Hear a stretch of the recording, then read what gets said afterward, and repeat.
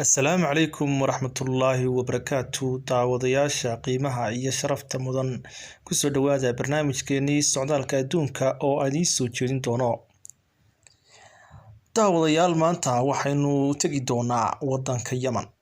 ku soo dhawaada wadanka Yemen waa wadan Carbeed oo ku yaala wadamada Khaliijka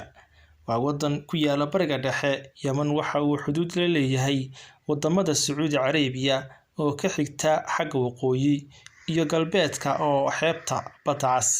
iyo Cumaan oo ka xiga bariga dhexe dhinaca koonfurta waxa ka xiga gacanka Cadmeed iyo Badda Carbeed dhinaca galbeedkana waxa ka xiga Badda Cas wadanka caasimadiisu waa Sanca Yemen waa wadanka kaliya ee bariga dhexe oo isticmaala Jamhuuriyadda Yemen waa wadan aad u daaweyn waxaana looga caabudaa diinta Islaamka dhinaca dhaqaalaha Yemen uma taajirsana sida wadamada kale ee Carabta wadanka waxa uu leeyahay shidaal iyo saliid laakiin wax soo saarkoodu aad ayuu u yaryahay asxaabta qaaliga qiimaha iyo sharafta badan intaas ayaan ku soo gabagabeynaa barnaamijkeeni aan ku hadlaynay wadanka Yemen